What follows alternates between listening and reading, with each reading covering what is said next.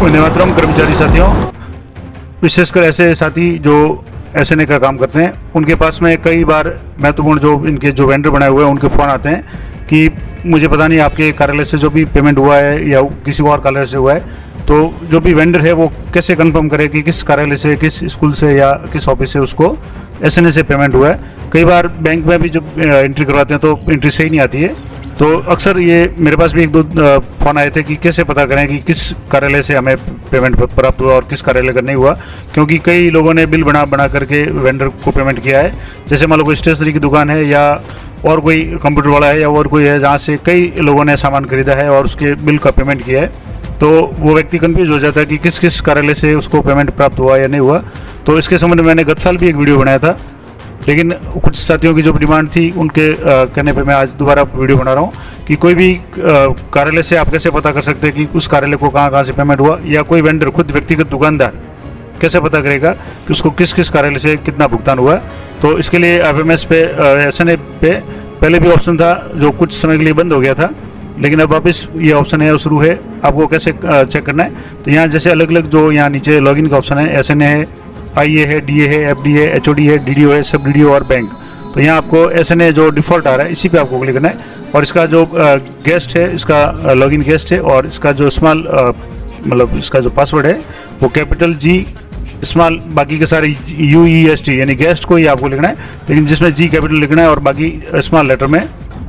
और यहाँ से जो पूरा लॉगिन का जो पासवर्ड है या लॉगिन ID है वो तो गेस्ट आपको कैपिटल लिखना है, पासवर्ड में आपको G कैपिटल बाकी स्मॉल लिखना है। और यहाँ से आप जैसे क्लिक करेंगे, यहाँ से आपको जैसे यहाँ कैप्चा दिया हुआ है तो Z2 जो भी कैप्चा है वो आपको कैप्चा एंटर करना है। कैप्चा में स्मॉल या लेटर या कैपिटल लेटर का कोई फर्क नहीं पड़ेगा।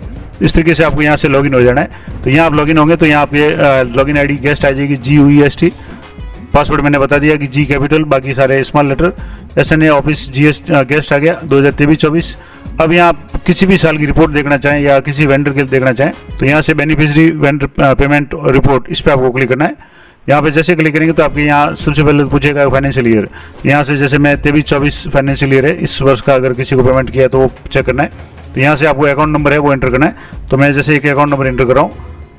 यहाँ से अकाउंट नंबर एंटर करने के बाद में उसके बाद में आपको आगे जो IFSC कोड है वो एंटर करना है। तो जैसे IFSC कोड है यहाँ मैंने एंटर कर ली, और यहाँ से डेट सेलेक्ट करनी है। जिस तारीख से आप स्टेटमेंट चाहते हैं वो तारीख सेलेक्ट कर लें। जैसे यहाँ से मार्च है तो मैं जैसे 1 जनवरी से सेलेक्ट कर लेता हूँ ताकि काफ़ी डिटेल आ जाएगी। और जैसे आज की तारीख 28 मार्च होगी। अब यहाँ शो PDF पे आप क्लिक करेंगे तो आपके सामने जो PDF है वो डाउनलोड हो जाएगी। अब इस PDF को आप जैसे ओपन करेंगे, यहाँ से जैसे एक बार नहीं होती तो आप उसको क्लिक करें शो PDF पे तो डाउनलोड हो जाएगी। इसको आप एक्सेल के रूप में भी डाउनलोड कर सकते हैं और PDF के रूप में भी डाउनलोड कर सकते हैं। तो जैसे ये PDF डाउनलोड हो जाएगी, आप यहाँ से चेक करेंगे तो यहाँ से इस तरीके से ये PDF है वो अलग अलग PDF मैंने यहाँ डाउनलोड की है। यहाँ से आप देखेंगे तो इस तरीके से PDF डाउनलोड हो जाएगी, जिसमें बेनिफिशियरी का नाम आ जाएगा। जैसे मान लो किसी एम्प्लॉय का नाम है, अब ऑफिस का नाम जहाँ से आपको पेमेंट मिला है, एजेंसी का नाम, यानी इस दुकानदार की सबसे बड़ी समस्या होती है कि उसको कहाँ से पेमेंट मिला। तो यहाँ से जैसे ये गवर्नमेंट स्कूल जो भी है, अब ऐसे ये थोड़ा सा टाइम लेता तो ये इनका जो भी है ये खुल गया। अब मैं वापस बता दूँ, यहाँ से जैसे ये नाम आ गया, एजेंसी का नाम आ गया, यानी किस कार्यालय से, जिसके ये पे मैनेजर के जो भी कोड है ये भी आ रहे हैं, SNA की ID की डिटेल यानी ये यहाँ जो आ रहे हैं 8180, तो ये UDAS कोड भी यहाँ शो हो रहे हैं।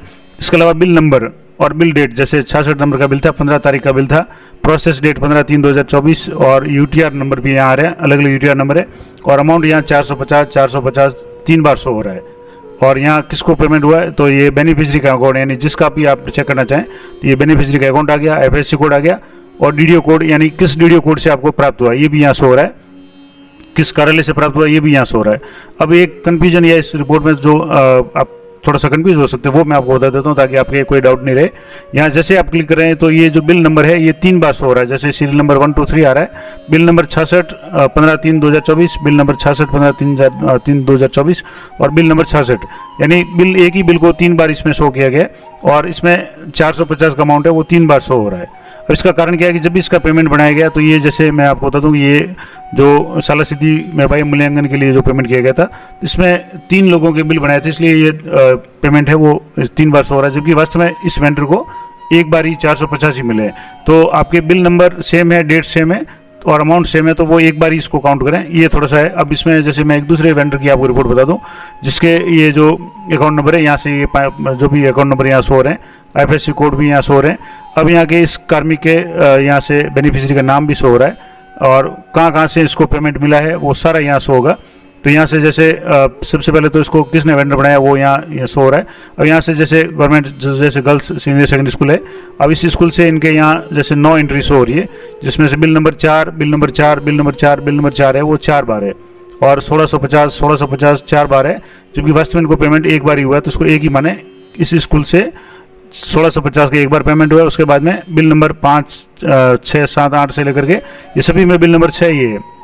सीरियल नंबर 1 से 9 तक है, लेकिन इसमें बिल 2 ही है। 4 नंबर के 4 बार एंट्री हुई है और 6 नंबर की आगे 5 बार एंट्री हुई है। 6 बिल नंबर 6 और तारीख 6/2/2024, 6/2/2024, प्रोसेस डेट है 19/2/2024 आ रहा है। अब यहाँ जैसे आप देखेंगे तो 250 रुपये की एंट्री 5 बार हो रही है। अब 5 बार एंट्री हो रही है, इसका मतलब हुआ कि इसको एक बार ही पेमेंट मिला है। ये 5 बार का मतलब अलग अलग वेंडर को पेमेंट होगा। तो ये वेंडर को थोड़ा सा ध्यान रखना है कि ये 250 5 बार नहीं हुआ, एक बार ही मिला है। 1650 एक बार मिला है। किस कार्यालय से मिला है? इस कार्यालय से मिला है। किस तारीख को मिला है ये भी आ गया। अब जैसे ये दूसरा बिल है, ये सीनियर सेकेंडरी स्कूल का अलग जो भी है उसका नाम है, बिल नंबर यहाँ शो हो रहे हैं। किस तारीख को बिल प्रोसेस हुआ, जैसे ये बिल है यहाँ जैसे 14 तारीख को 35 नंबर का बिल है, ये 35 नंबर की 4 एंट्री है, तो अमाउंट सभी में 1200 रुपये है। इसका मतलब ये सारे एक ही है, UTR नंबर है आपके यहाँ शो हो रहे हैं। इस तरीके से ये अलग अलग जैसे ये और स्कूल अलग आ गई, ये स्कूल अलग आ गई।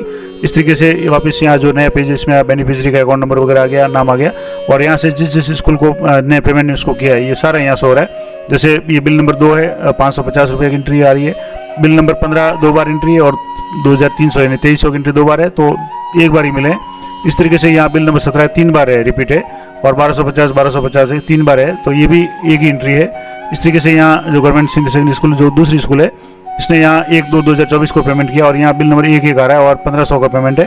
तो इसमें अलग अलग वेंडर को क्या होगा या अलग अलग जो भी होगा, लेकिन यहाँ एंट्री है वो आप इसी तरीके से देख लें कि आपको किस किस कार्यालय से कितना मिला है। ये पूरी मैंने एक तरह से हिस्ट्री बता दी कि इस वेंडर को अलग अलग कार्यालयों से इस वित्तीय वर्ष में, यानी जैसे मैंने 1 जनवरी से लेकर की थी, उस तारीख के 1 जनवरी से लेकर के आज की तारीख तक कितने लोगों ने पेमेंट किया, ये सारी डिटेल यहाँ शो हो रही है।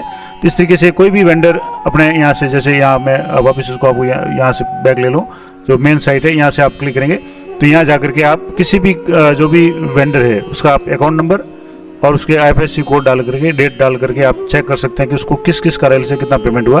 तो ये महत्वपूर्ण जानकारी थी। गत साल भी मैंने इसके संबंध में कई साथियों की क्वेरी थी तो वीडियो बनाया था, लेकिन उसके बाद में कुछ दिनों बाद में वो ऑप्शन बंद कर दिया था, फिर शुरू कर दिया था। तो अब वापस जब बिल एलोकेट हो रहे हैं तो दुकानदार कन्फ्यूज हो रहे हैं कि किस किस कार्यालय से उसको पेमेंट प्राप्त हुआ है।